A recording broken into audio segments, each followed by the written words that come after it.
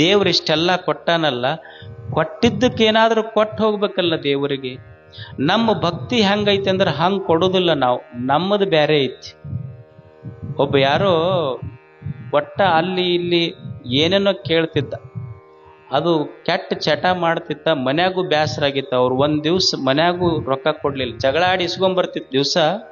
ಒಂದ್ ದಿವ್ಸ ಮನೆಯವ್ರು ಕೊಡ್ಲಿಲ್ಲ, ಬಂದು ಬಸ್ ಸ್ಟ್ಯಾಂಡ್ ಕಟ್ಟಿಗೆ ಕುಂತ, ಯಾರು ಕೊಡ್ತಾರ ರೊಕ್ಕ?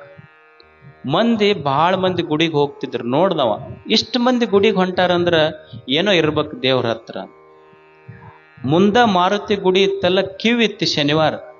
ಇವನು ಕ್ಯೂ ಹಚ್ಚದ, ನೋಡ ನಮಗೆ ಏನ್ರ ಸಿಗ್ತೈತೆ ಅನ್ನೋದು ದೇವ್ರಿಗೆ ಬೇಡ್ಕೊಂಡು ಹೋಗಿ. ಅಲ್ಲ ದೇವ್ರು, ನಿನಗೆ ಭಾಳ ಮಂದಿ ನಡ್ಕೊಂತಾರಪ್ಪ ಮಾರುತಿ, ಮತ್ತು ನಮಗೂ 100 ರೂಪಾಯಿ ಸಿಗ್ಬೇಕು, ನಿನ್ನ ಹತ್ರ ಅಷ್ಟು ಖರೆ ಶಕ್ತಿ ಇತ್ತಂದ್ರೆ 100 ರೂಪಾಯಿ ಸಿಗ್ಬೇಕು ನಮಗೆ ಇವತ್ತು.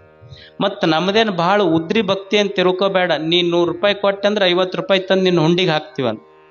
ಇಷ್ಟು ಬೇಡ್ಕೊಂಡು ಹಿಂಗೆ ಒಂದು 100 ಫೀಟ್ ಬಂದಿದ್ದಿಲ್ಲ, ನೋಟ ಬಿದ್ದಿತ್ತು ಕೆಳಗೆ. ಅವ ಅಂದ, ಅದಕ್ಕೆ ಜನ ನಡ್ಕೊಂತಾರೆ ನಿನಗೆ ಅಂದವ.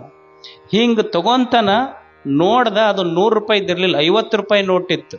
ಅವಾಗ ಅವ ಅಂದ, ನೀನು ಸತ್ತುಳ್ಳವನೋದಿ ಮತ್ತು ಭಾಳ ಶಾಣೆ ಅದಿ, ಯಾಕಂದ್ರೆ ನಿನಗೆ ಕೊಡ 50 ರೂಪಾಯಿ ನೀ ಮುರ್ಕೊಂಡ ಕೊಟ್ಟಿ ನನಗಂದವ. ನಿಂದೇನೈತಲ್ಲ ಮುರ್ಕೊಂಡ ಕೊಟ್ಟಿ ನೀನು. ಇವ್ರು ಮಂದಿಗೆ ಟೊಪ್ಪಿಗೆ ಹಾಕೋರಲ್ಲ, ದೇವ್ರಿಗೆ ಟೊಪ್ಪಿಗೆ ಹಾಕೋರು ಇವರೆಲ್ಲ.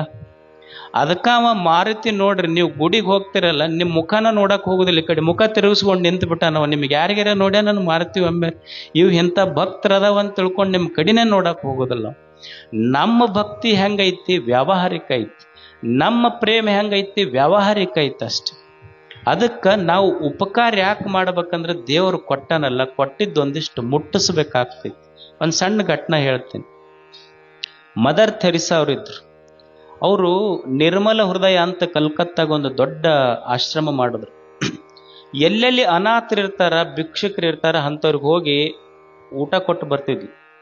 ಯಾರೋ ಮದರ್ ಥೆರಿಸಾ ಅವ್ರಿಗೆ ಹೇಳಿದ್ರಂತ, ಇಲ್ಲ ಅಲ್ಲಿ ಜೋಪಡು ಪಟ್ಟಿ ಐತಿ, ಆ ಜೋಪಡು ಪಟ್ಟಿ ಒಳಗೆ ಒಬ್ಬಕ್ಕೆ ಹೆಣ್ಮಗಳದಾಳ, ಗಂಡ ತೀರ್ಕೊಂಡನ, ಮಕ್ಕಳದಾವ ಅಷ್ಟೇ, 5-6 ಮಕ್ಕಳದಾವ, ಉಪವಾಸ ಬಿದ್ದಾವ. ಮದರ್ ಥೆರಿಸಾ ಅವರು ಒಂದು ಬೊಗೋಣಿ ತುಂಬ ಅನ್ನ ತಗೊಂಡು ಹೋಗಿ ಆ ಹೆಣ್ಮಗಳಿಗೆ ಕೊಟ್ರಂತ. ಆ ಜೋಪಡು ಪಟ್ಟಿ ಗುಡಿಸಿಲ್ನೊಳಗೆ ಇರೋ ಹೆಣ್ಮಗಳು ತನ್ನ ಮಕ್ಕಳಿಗೆ ಉಣಿಸ್ಲಿಲ್ಲ, ಮಗ್ಗಲ್ ಗುಡಿಸಿಲ್ನೊಳಗೆ ಇನ್ನೊಂದು 5-6 ಮಕ್ಕಳು ಉಪವಾಸ ಇದ್ದು ಅಂತ, ಅವಕ್ಕೊಂದಿಷ್ಟು 5 ಕೊಟ್ಲಂತ. ಮದರ್ ಥೆರಿಸಾ ಅವ್ರಿಗೆ ಕೇಳಿದ್ರಂತ, ಅಲ್ಲ ಆಕಿನೇ ಬಡಿವೆದಾಳ, ಒಂದು ಸಣ್ಣ ಪಾತ್ರೆಯೊಳಗ ನೀವು ಅನ್ನ ಕೊಟ್ಟಿರಿ, ತನ್ನ ಮಕ್ಕಳಿಗೆ ಕೊಡ್ಲಿಲ್ಲ, ಮಗ್ಗಲು ಗುಡಿಸಿಲ್ನೊಳಗಿರುವ ಮಕ್ಕಳಿಗೆ ಒಯ್ದು ಕೊಟ್ಲಲ್ಲ ಅನ್ನ ಅಂತ.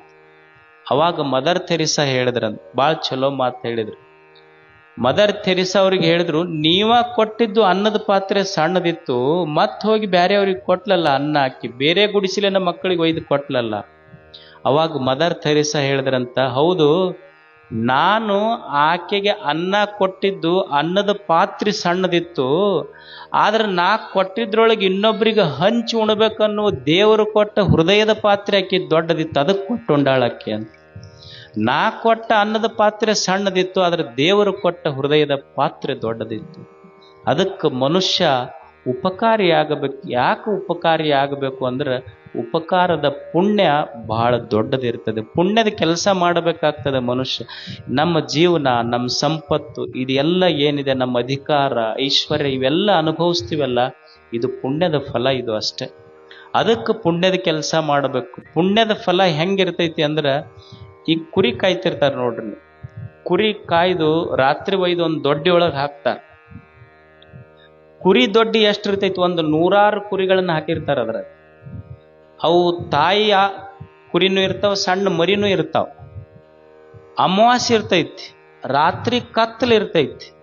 ಅಮಾವಾಸ್ಯೆ ರಾತ್ರಿ ಕತ್ತಲ 100 ಕುರಿಗಳನ್ನ, ಕುರಿಮರಿಗಳನ್ನ ಕುರಿ ದೊಡ್ಡಿಯೊಳಗೆ ಹಾಕಿದ್ರು ಸಹಿತ ರಾತ್ರಿ 12-1 ಗಂಟೆಗೆ ಅಕಸ್ಮಾತ್ ತಾಯಿ ಕರುವಿಗೆ ಮಲಿ ಕೊಡಬೇಕಾಗಿತ್ತು ಅಂದ್ರೆ, ಹಾಲು ಕುಡಿಸ್ಬೇಕಾಗಿತ್ತಂದ್ರೆ, ಮೊದಲ ಕುರಿ ಕರ್ಗದವ, ಅದು ಕತ್ತಲೈತಿ, ಅಮಾವಾಸ್ಯೆ ಐತಿ, ಹೆಂಗ ಮಗುವಿಗೆ ಹಾಲು ಕುಡಿಸ್ಬೇಕಂತ 100 ಕುರಿಗಳ ಮಧ್ಯದೊಳಗೆ ತನ್ನ ಕರುವನ್ನೇ ಹುಡುಕೊಂಡು ಕತ್ತಲದೊಳಗೆ ತಾಯಿ ಕುರಿ ಬಂದು ಹಾಲು ಉಣಿಸಿ ಹೋಗ್ತೈತಲ್ಲ, ಹಂಗೆ ಪುಣ್ಯ ಅನ್ನುವ ತಾಯಿ ಅದು ಎಂಥ ಸಂದರ್ಭದೊಳಗಿದ್ರು ನಿನ್ನ ಪುಣ್ಯ ಇತ್ತು ಅಂದ್ರೆ ಆ ಪುಣ್ಯದ ಫಲ ನಿನ್ನ ಕೊಟ್ಟು ಹೋಗ್ತೈತಿ ಅನ್ನುವಂಥ ಮಾತು ಹೇಳಿ, ಇಲ್ಲೆಲ್ಲ ನೋಡಿ ನೀವು ಬೆಳಿಗ್ಗೆಯಿಂದ ಇಷ್ಟು ಒಳ್ಳೆಯ ಕೆಲಸಗಳನ್ನು ಇಲ್ಲಿ ಪೂಜ್ಯರ ಸನ್ನಿಧಾನದಲ್ಲಿ ಎಲ್ಲ ಹಿರಿಯರ ಸನ್ನಿಧಾನದಲ್ಲಿ ಮಾಡಿದಿರಿ.